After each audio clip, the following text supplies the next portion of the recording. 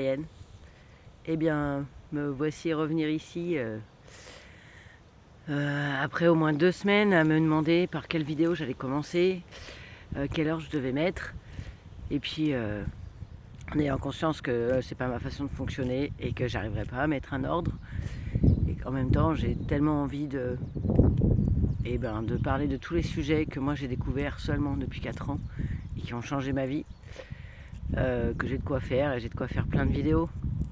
Du coup, pour cette deuxième, je pense que je vais venir là un peu en vrac, un peu comme je suis, et parce que je suis enrhumée. Alors je sais pas si vous l'entendez, moi je n'entends que ça, le fait que je parle un peu du nez.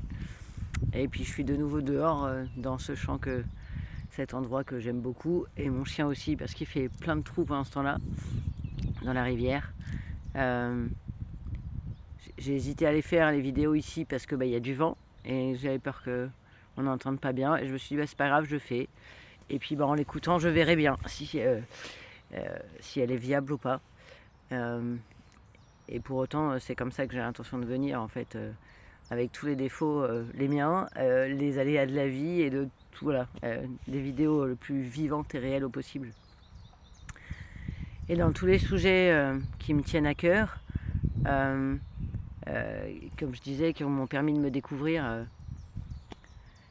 En fait, je dis souvent, et c'est ma façon de me présenter, et ça va être comme ça, je pense, pendant longtemps.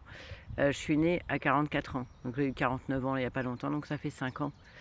Parce que jusque-là, jusqu'à mes 44 ans, je vivais, j'ai vécu toute ma vie pour les autres, à travers les autres, dans les besoins des autres, dans les attentes des autres, et pour faire plaisir aux autres. Et je ne savais pas faire autrement, et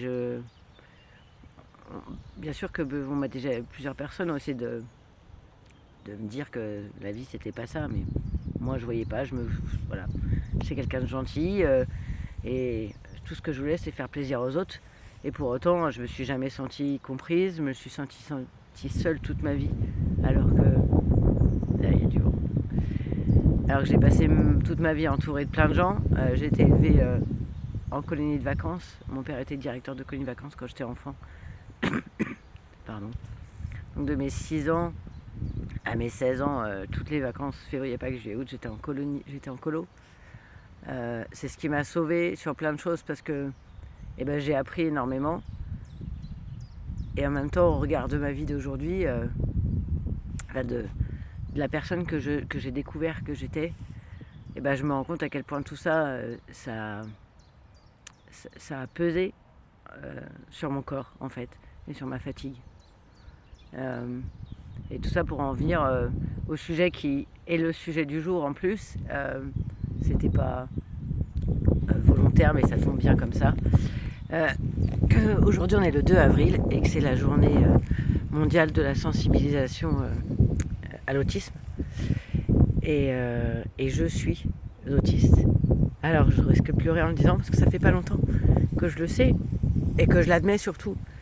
Et c'est plus facile à dire comme ça, moi toute seule à la caméra, et d'en parler aux gens dans la vie de tous les jours, c'est vraiment encore très difficile et compliqué. Par besoin de légitimité, hein, c'est ce qui m'habite et ce qui habite beaucoup de femmes comme moi. Et c'est comme c'est récent, voilà, c'est un peu un travail de tous les jours, d'admettre que c'est vrai et que j'ai le droit de le dire, parce que j'ai pas de diagnostic et j'en aurai pas. Je suis auto-diagnostiquée. Ça fait plus de 8 mois que j'écume les livres, les vidéos. Je mettrai en lien de celle-ci d'ailleurs les infos que j'ai trouvées moi et que j'ai trouvées pertinentes, parce que bien sûr on peut trouver tout dans tous les sens. Et dans ma communauté d'impulseuses de ma coach, il y a une femme merveilleuse, on n'est que des femmes merveilleuses, mais une en particulier qui a créé un centre qui s'appelle Clarté, dont je mettrai les infos en dessous, et qui est une mine d'informations de ouf, enfin, et je lui dis merci, merci 1000 fois, Caroline. Parce que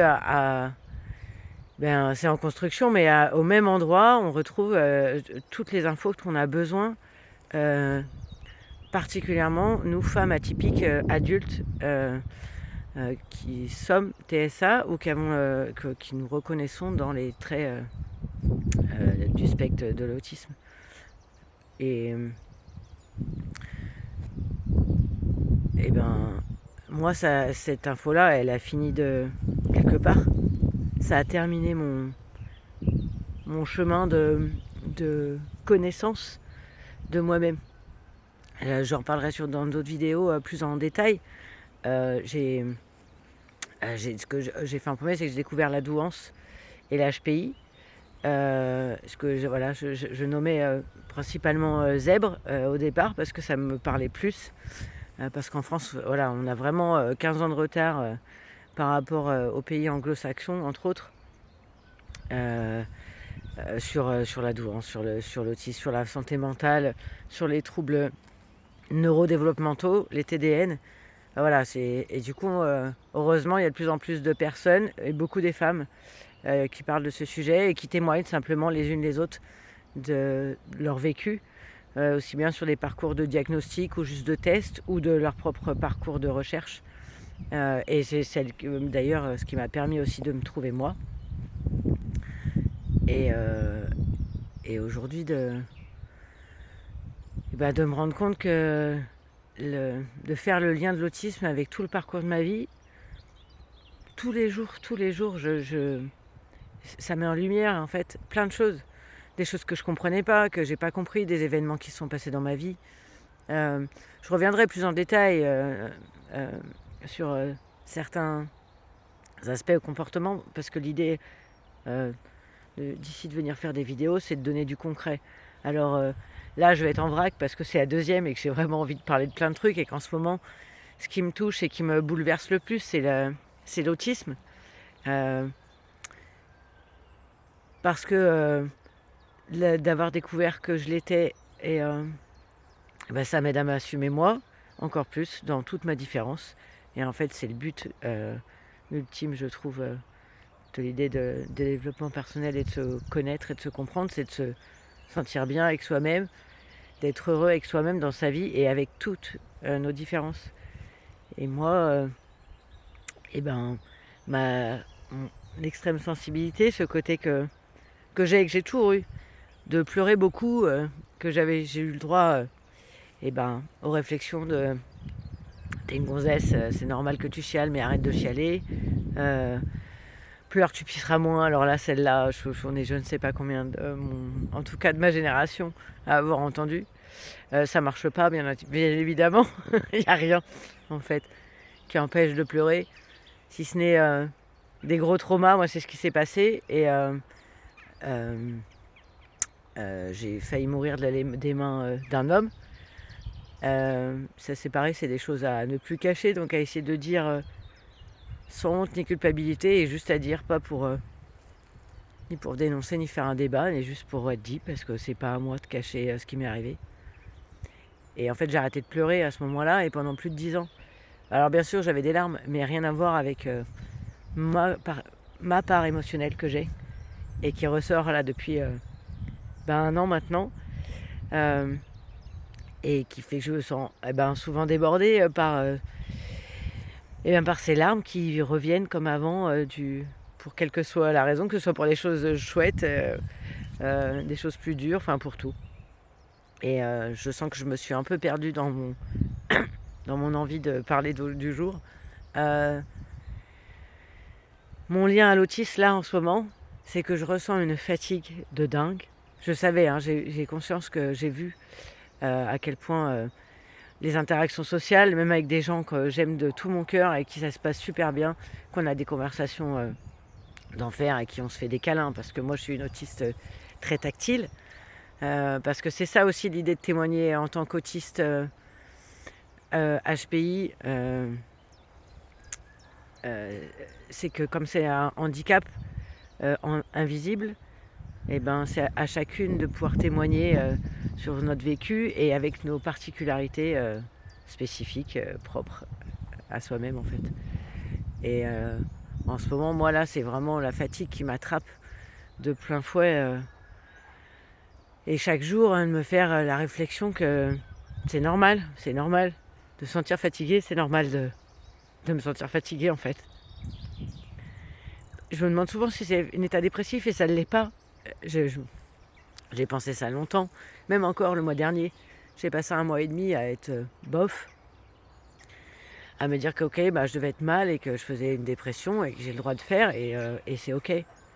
Et en fait de me rendre compte, moi je suis réveillée un matin, comme ça d'un coup, pof, tout était... C'est pas effacé, mais j'avais une patate d'enfer, mon cerveau fusionnait dans tous les sens, je me sentais en fulgurance, j'avais envie de faire 1000 activités à la seconde. C'est ce qui m'a fait penser au TDAH d'ailleurs, que moi je me suis jamais sentie concernée. Et pour autant, plus je fais des recherches, plus je lis et que j'écoute des témoignages, plus je vois bien le lien qu'il y a entre ces deux troubles, en fait, l'autisme et le TDAH, et ils sont extrêmement liés. Et on commence à dire de plus en plus qu'il y a 80% des personnes atteintes qui ont un autisme ont aussi un trouble du déficit de l'attention. Moi, je me suis jamais sentie concernée jusqu'à ce que là, je me rende compte que j'ai une amie qui vit à la maison en ce moment. Et moi, ça fait plus de 10 ans que je vis seule. Et qu'est-ce que je vis bien seule. Et c'est une amie qui est comme moi, neuroatypique, donc on n'a pas de souci pour s'entendre. Et elle me bouffe en rien mon énergie au quotidien. Si ce n'est que d'avoir quelqu'un dans mon quotidien me fait me rendre compte que je me perds beaucoup plus vite dans mon attention. Quand j'ai une idée, j'ai envie de faire plein de choses, je me disperse en fait. Comme là aussi d'ailleurs, tellement j'ai plein de choses qui se bousculent. Que je sais pas très bien comment je vais terminer cette vidéo, tellement c'est sans fin en fait tout ce dont j'ai envie de partager.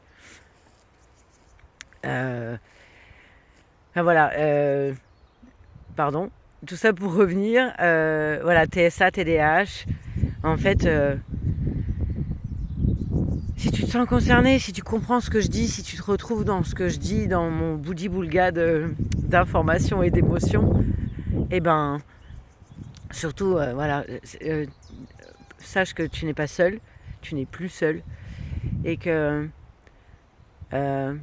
pour ma part, la solitude, je l'ai découvert, la vraie solitude qui me convient et qui me plaît, et dont je ne culpabilise plus. Ça fait pareil 1 an que de toute façon j'ai tout découvert depuis 1 an, donc je vais répéter ça assez souvent. J'ai un fonctionnement spécifique et naturel d'avoir besoin de moments où je suis hyper focus, active sur un sujet. Ça peut durer 3 heures, 3 semaines, 3 mois. Et après, il me faut d'autant de temps de repos. Parce que cumulé à tout ça, en énergétique et en human design, je suis manifestor, ce qui concerne que 9% de la population. Du coup, on est des types énergétiques. Je reviendrai pareil sur une vidéo, je pourrais détailler ça, ou en tout cas comment moi je l'interprète et comment je l'ai compris, sans faire une vidéo de spécialiste. Parce que je crois que ma spécialité, en fait, c'est la vie, la découverte de la vie et le partage. Et après, moi, mon idée, c'est de donner des clés, en fait. Donc, je donne des morceaux, je vais en profondeur... Pardon, j'ai même pas fini ma phrase.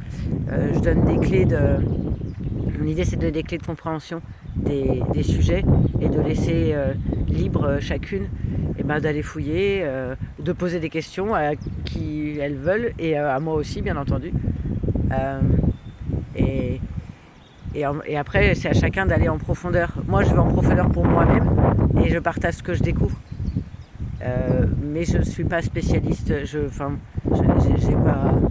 suis pas vouée à être spécialiste des sujets dont je parle, en fait.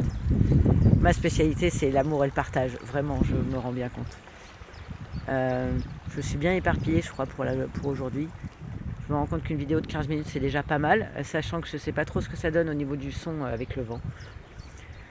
Donc je vais vous souhaiter une merveilleuse journée, une belle journée de sensibilisation mondiale à l'autisme le 2 avril.